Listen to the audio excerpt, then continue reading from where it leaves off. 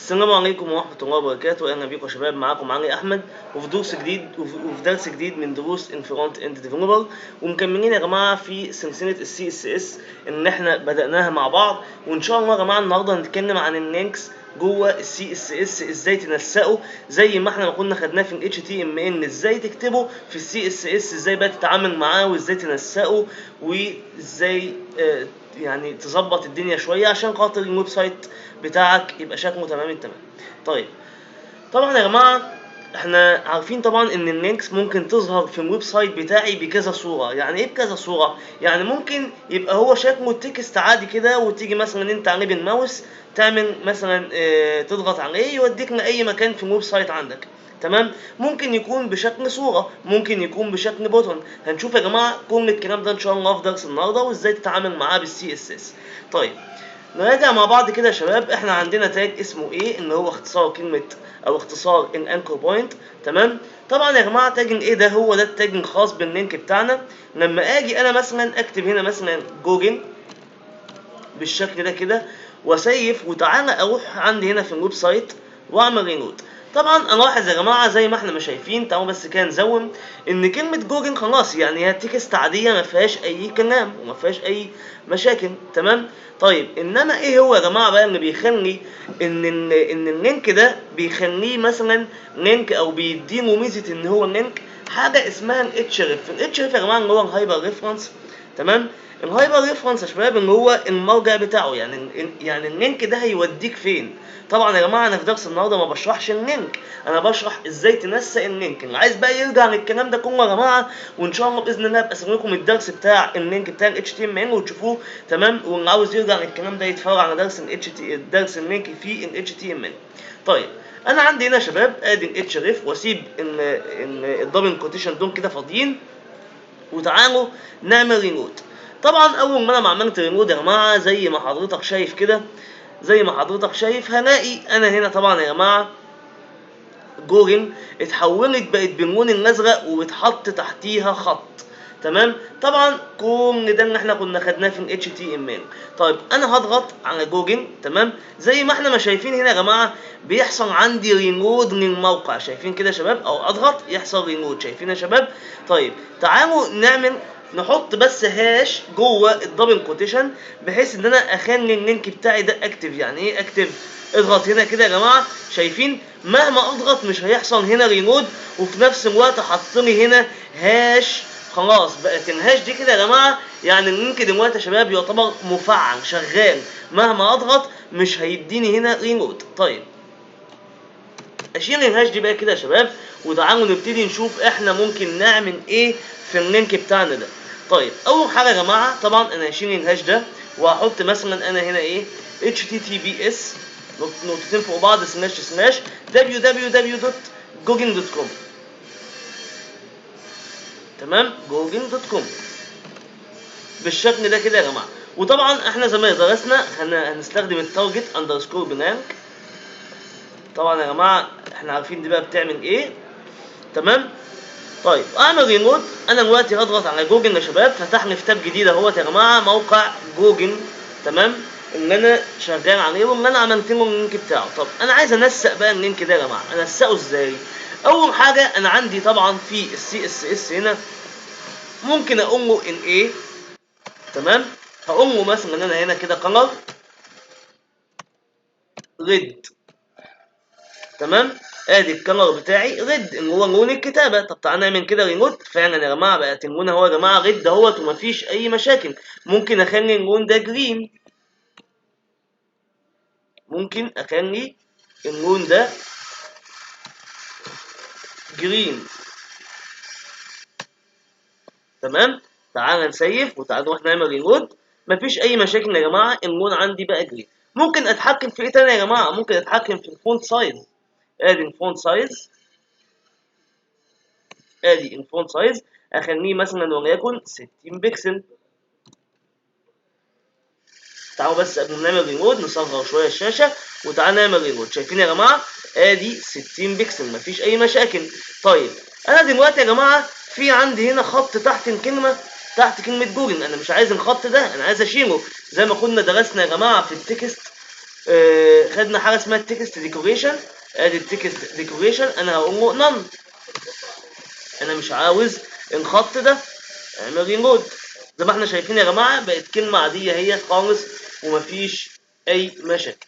طيب دلوقتي يا جماعه انا عاوز اعمل حاجه حلوه قوي. اعمل ايه يا شباب؟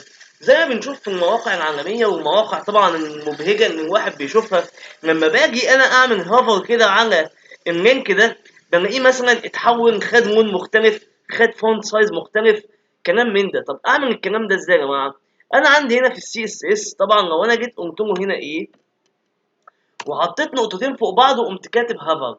هافر هنا يا جماعه معناها اول ما اروح اقف على اللينك، اول ما اروح بقف على اللينك اعمل ايه؟ ممكن اقول له والله خلي الكلر بتاعي مثلا اورنج، تمام. ممكن اخلي الفونت سايز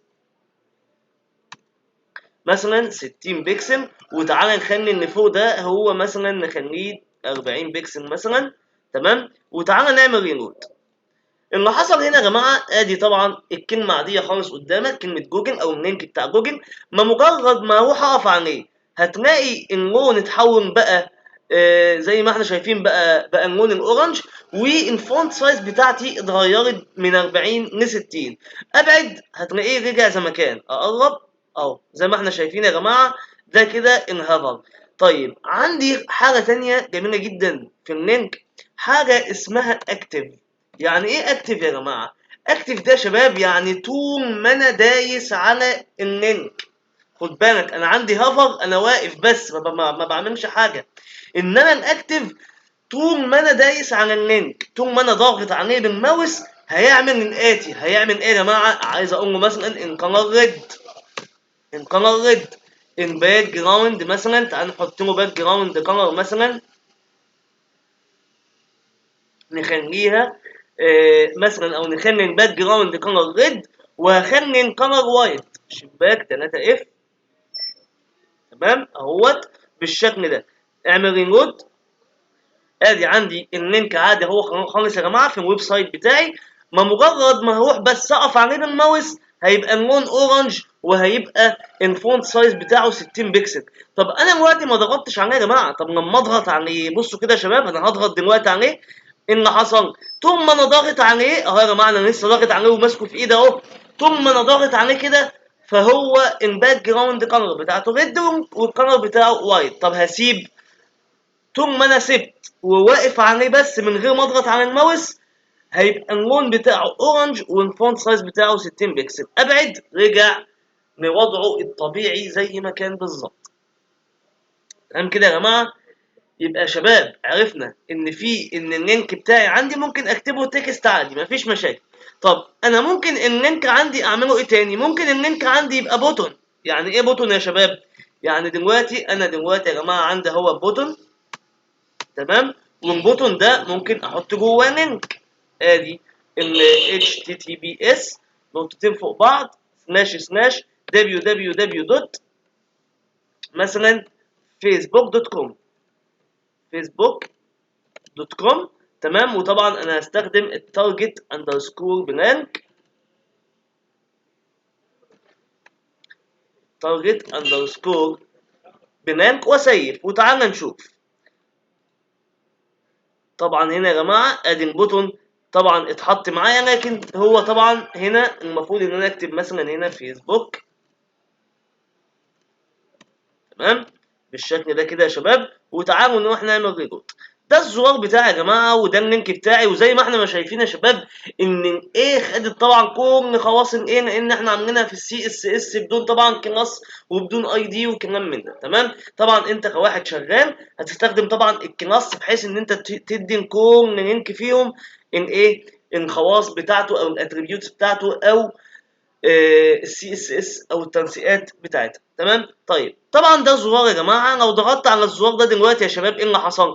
فتح لي الفيسبوك يا جماعه اهوت زي ما احنا ما شايفين، تمام. يبقى ادي تاني حاجه عندي يا جماعه ان احنا هنا ان انا استخدمت طبعا اللينك كزرار، تمام. طيب عندي بعد كده يا جماعه انا ممكن استخدم اللينك ده كصوره او ايقونه. يعني ايه الكلام ده يا جماعه؟ طبعا انا هشتغل دلوقتي على الصوره ايقونه هنستخدمها ان شاء الله لما ناخد حاجه اسمها فونت اوسم يا جماعه، تمام. انما كصوره او ايقونه بالظبط نفس اللي احنا هنعمله ده مع بعض. اول ما اجي مثلا انا هقوم وانا هنا ايه مثلا، هقوم له مثلا ايه، تمام. الاتش ريف بتاعي يبقى https نقطتين فوق بعض سلاش تمام www.youtube.com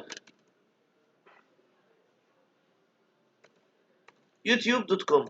ادي اليوتيوب يا جماعه دوت كوم، تمام. لكن انا مش هحط هنا يا جماعه بقى كلمه مثلا يوتيوب، لا انا مش هعمل كده. انا وانا حطيت دلوقتي يا جماعه كلمه يوتيوب هيبقى زيها بالظبط زي ان ايه، زي الكلمه بتاعت جوجل، مفيش اي اختلاف. طب انا هعمل ايه دلوقتي يا جماعه؟ انا دلوقتي هعمل ايه؟ هروح اقوم جاي شايل جوجل، هقوم جاي شايل عفوا كلمه اليوتيوب، واحط انا على طول هنا ايمجز بتاعتي يا جماعه. ادي الايمجز، واحط مثلا هنا كورس دوت جي بي جي، تمام، بالشكل ده كده يا جماعه. وتعالى نعمل ريموت زي ما احنا ما شايفين يا شباب. ادي دي الصوره بتاعتي. طبعا انا بقى ممكن اروح استخدم ايه بقى يا جماعه؟ انا ممكن اروح احط انا هنا كده كلاس واسميه مثلا هنا لينك اندرسكور مثلا فوتو بالشكل ده كده يا جماعه. وابتدي انا انسق انا بقى هنا براحتي يا شباب. ابتدي اعمل انا هنا ايه بقى يا جماعه؟ لو انا جيت مثلا انا هنا، لو انا مثلا جيت هنا يا جماعه ادي الدوت لينك فوتو، تمام، وهقوم له انا عاوز اتحكم في الايمج اللي جواك. طب عاوز اتحكم في الايمج اعمل فيها ايه؟ هقوم له مثلا ويتس مثلا 400 بكسل مثلا، تمام. وتعالى نقول له ريموت، تمام. زي ما احنا شايفين يا جماعه طبعا حجمها صغر، بلاش 400 بكسل، ممكن نخليها مثلا 200 بكسل. واروح اعمل انا ايه؟ هخلي طبعا الهايت بتاعها برضو 200 بكسل. واعمل حاجه حلوه كمان، عندي حاجه اسمها بوردر راديوس. طبعا بقى كل ده لسه هنتكلم عليه بالتفصيل الممل جوه السي اس اس. هنتكلم ان شاء الله عن البوردر راديوس وهنتكلم عن حاجات تانية كتير. والمفاجاه بقى الجميله ان احنا ان شاء الله هنطول شويه في الميديا كويري وفي الانيميشن والكلام الحلو ده، بحيث ان انت تقدر تعمل موقع كامل ريسبونسيف بالاتش تي ام ال والسي اس اس بس بدون استخدام البوت ستراب بقى والكلام ده كله، تمام. كلام جميل قوي. طيب انا يا جماعه ادي البوردر راديوس هقول له مثلا ايه يا جماعه؟ 50%. ليه 50% يا جماعه؟ عشان خاطر يبقى ان لما يكون الويدث 200 بكسل والهايت 200 بكسل دايما بيكونوا قد بعض، بدي انا بوردر راديوس 50% بحيث ان هي تطلع على شكل دائري بالشكل ده كده يا جماعه. اصبح ان اللينك معايا اصبح ممكن اعمله ايقونه في نافبر هنا مثلا، صح كده يا جماعه ولا لا؟ يعني لما اجي مثلا انا اقول له هنا ايه، دي مثلا 100 بكسل ودي مثلا 100 بكسل، تمام. وطبعا البوردر راديوس 50% واعمل ريلود. ممكن احط اللينك ده كده هنا كايقونه مثلا توديني لاي جزء زي ما انا عاوز. ادي ودتنا يا جماعه لليوتيوب اهو يا جماعه زي ما احنا ما شايفين، تمام. لكن احنا طبعا هنا ما حطيناهاش الاتريبيوت اللي هي اسمه اندرسكور بلانك، تمام. طيب عرفنا يا جماعه ان اللينك بتاعنا ممكن استخدمه كتكست عادي، ممكن استخدمه جوه بوتون، ممكن استخدمه جوه صوره، تمام، بالشكل ده كده. لكن اختلفت يا جماعه لما احنا حطيناه. طب ما واحد يقول يا باشمهندس طب ما احنا خدنا الكلام دوت في الاتش تي ام ال. اقول لك لا استنى بس، احنا خدنا هنا ازاي نتحكم في الايمج ديت وهي جوه لينك، صح كده يا جماعه، بالسي اس اس، وتحكمنا فيها بالفعل. البوتون ده يا جماعه احنا ممكن مثلا نعمل ايه؟ ممكن نعمل له بوردر راديوس، ممكن نعمل له الكلام ده كله. لكن انا مش عايز اغوط قوي جوه الكلام ده، لان لما يجي ان شاء الله وقته. اتكلمنا يا جماعه عن اللينكس جوه السي اس اس. ان شاء الله الدرس الجاي مهم جدا. ليه بقى يا جماعه؟ لاننا هنتكلم عن النست جوه السي اس اس وازاي تنسق النست بتاعتك واليو ال والاو ال وازاي تنسق الكلام ده كله. وهندمج ان شاء الله مع بعض يا جماعه درس النست ودرس اللينكس. لما نجمعهم مع بعض ان شاء الله هنعمل بيهم ناف بار باذن الله جميله جدا جدا جدا بال HTML وال CSS. تابعونا يا جماعه. اتمنى يا رب اشتراك للقناه، اتمنى سبسكرايب، اتمنى لايك، اتمنى شير. كنا يا جماعه يستفاد. ان شاء الله المرحله الجايه هنخش في حاجات جميله جدا، وباذن الله كل واحد مبتدئ وكل واحد بيتعلم في الويب سايت او الويب ديزاين عامه، تمام، كل واحد داخل المجال جديد، كل واحد بيتعلم CSS باذن الله يا جماعه. الدروس دي كلها هتستفادوا منها. اتمنى لكم التوفيق. كان معاكم علي احمد، والسلام عليكم ورحمه الله وبركاته.